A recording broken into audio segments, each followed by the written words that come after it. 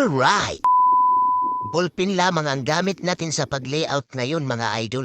Nagtanong kasi ang ating boss kung kaya ko daw ini-freehand. Siyempre basic line kay kaguti. Bali mga kliyente ko na to sila boss dati.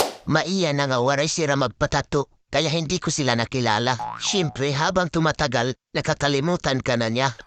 Impakita nga na ni boss ang akong gintato sa iya.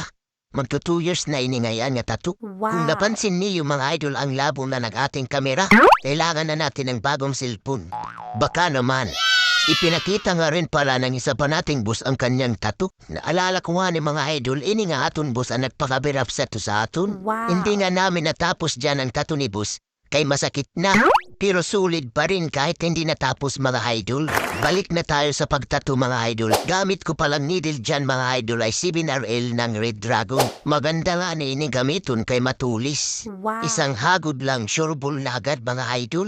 Ang ginamit ko palang ink ay Dynamic Triple Black. Naglining muna tayo dyan mga idol kasi baka mawara ang ating layout.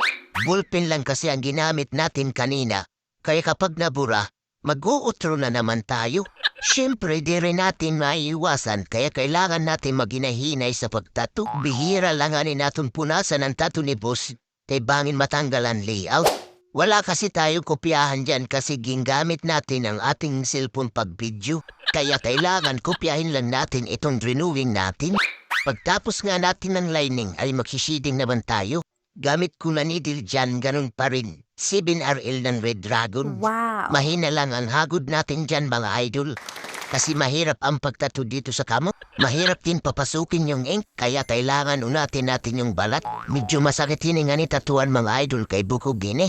Napansin ko nga ni damong napatato din ni sa kamot mga idol kay astig kuno kitaon. Patapos na nga ni kami nga ni boss mga idol. Mao inian among final result a total of 1 hour. Sa mga karunod mong patato pag message lakam. Salamat!